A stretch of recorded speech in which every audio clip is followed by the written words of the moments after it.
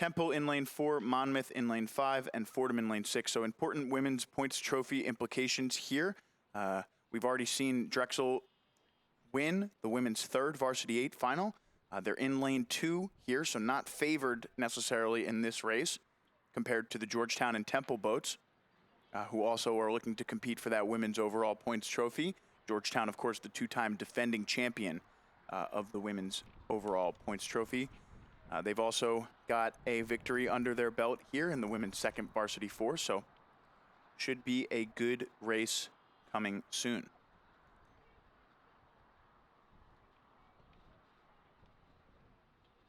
In the time trial yesterday, Georgetown had the fastest time by about 10 seconds over Temple, 15 seconds to Drexel, 22 to Monmouth, St. Joe's 29. And then that Fordham boat was 30 seconds behind the lead boat. So the top 6 boats from the time trial represented here after finishing top 3 in their semis. Georgetown won their semifinal by 30 seconds over Monmouth and 42 seconds over St. Joe's. And in the second semifinal, it was Temple just by 4 seconds over Drexel and 12 seconds over Fordham. So a bit tighter in that second semifinal. The winning time of semifinal number 1 from Georgetown was 6:42. Semifinal number 2, Temple had 6:51. So about a 10-second gap between Georgetown and Temple across 2 different semifinals, of course. So we'll see how that plays out, and if Georgetown can get out to that early lead and try and win this one by open water, as the time trials and semifinals would suggest they could.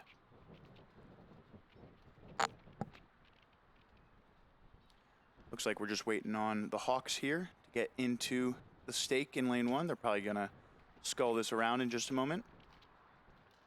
And you can see there, 2-seat taking 3 seats oar.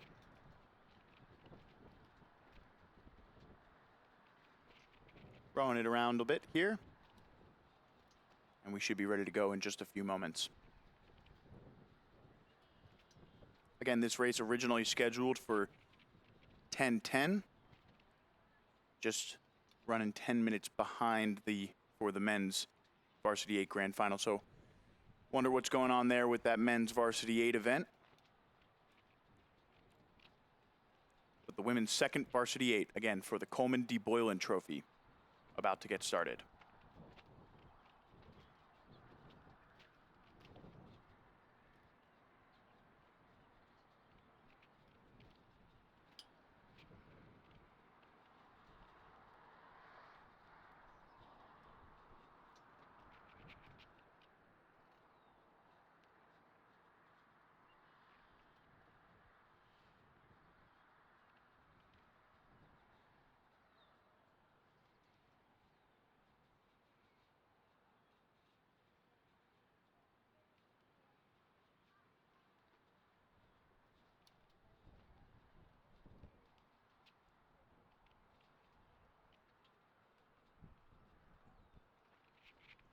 All boats sitting ready, flag is up.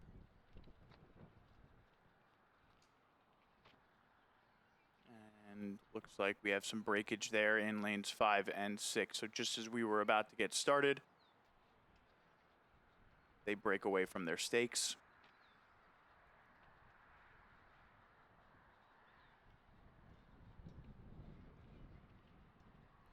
And quickly sculling it around in those outside boats. And just to clarify for coaches who perhaps were a little My fault. scared on Yeah, my fault.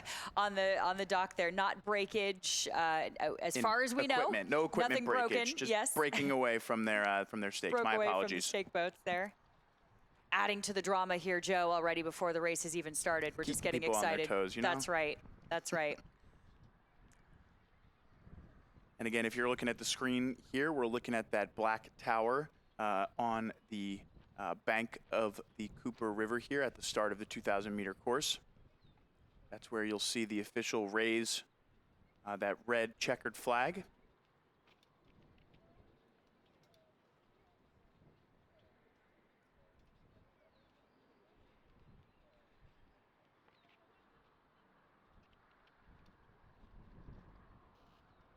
All boats sitting ready, the flag is up, and they're off.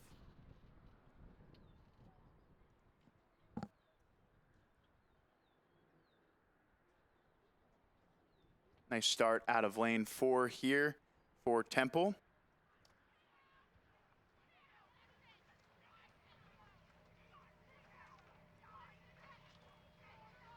Good jump out of this lane 4 boat as Temple puts an early lead between themselves and the rest of the field. Looks like Georgetown, Drexel, Monmouth, and Fordham moving with them. You can see here the advantage that Fordham has over Monmouth, just a slight lead. Great shot from our follow launch here across lane 6, 5, 4, 3, and 2.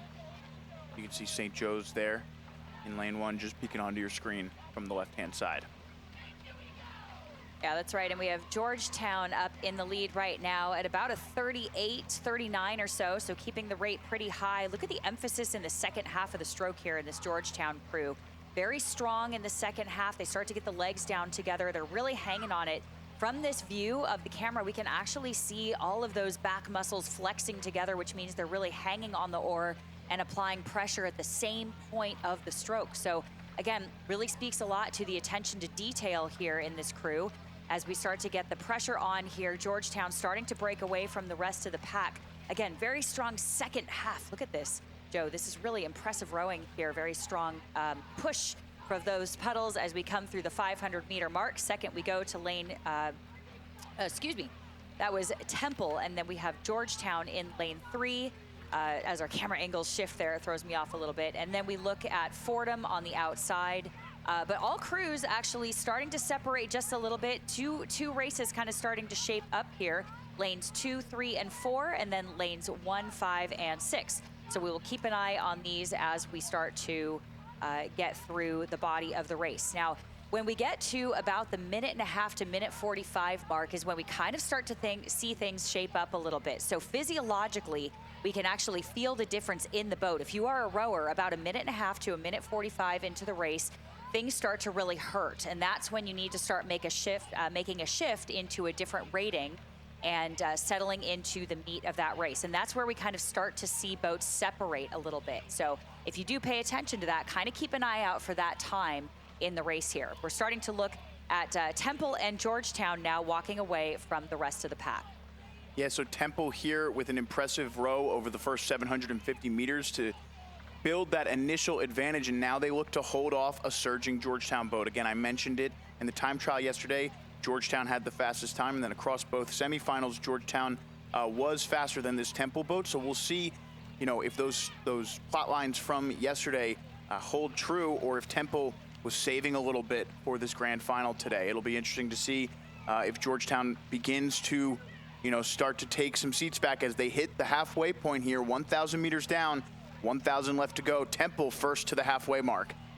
Georgetown goes second, and Drexel appears to be in third. We don't know where Fordham is. We thought that they were potentially close. It is Drexel by just about 4 seats over that Fordham boat on the outside. And then the race for fifth is a good one between St. Joe's and Monmouth, but both of those boats slightly off the pack here. It does look like Drexel now starting to pull away from Fordham and move into sole possession of that third place. You can see just about a length here for Temple to Georgetown, and then a length for Georgetown to Drexel.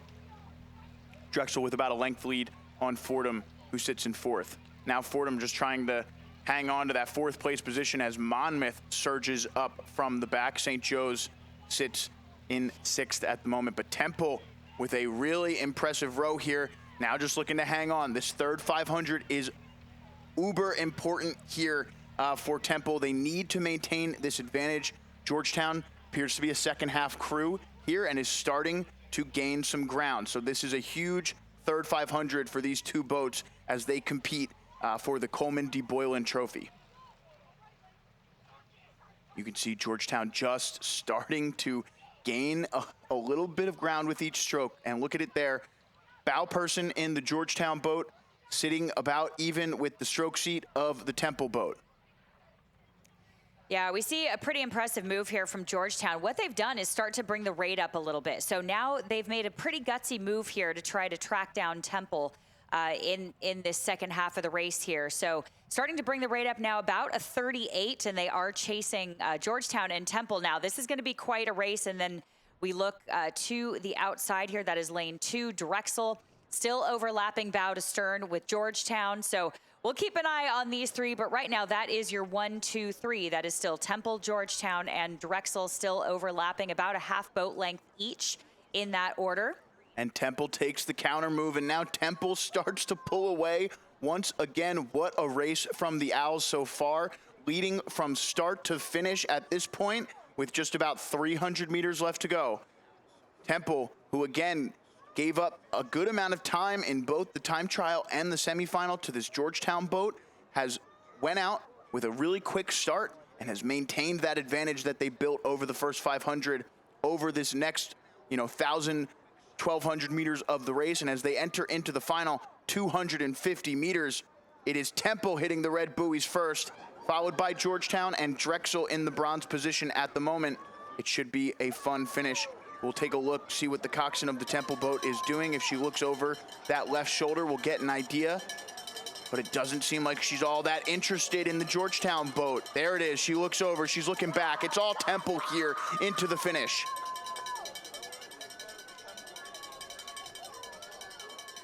Yeah, what a finish from this Temple crew. As you said, Joe, they have led from start to finish here, looking so strong. Just the front end here really sharp as they come into that sprint for the last few strokes here. So this is a very efficient sprint. Look at this charge here from Georgetown, giving it everything they've got in the last few strokes. Not sure they have the real estate, but unbelievable surge here from Georgetown, overtaking seats here just in the last few strokes. But it is still Temple, Huge then Georgetown. celebration. Yes, absolutely, as well they should. That was an incredible race between those two. Georgetown just a little bit too much, a little bit too late, but excellent sprint nonetheless. Big win for Temple in the women's second varsity 8. Again, it seems like they knew they had to get out early because Georgetown had that final 500 and they were coming. An extra 200 meters that might have been Georgetown's races as we see this finish up with Fordham, Monmouth, and St. Joe's in that order.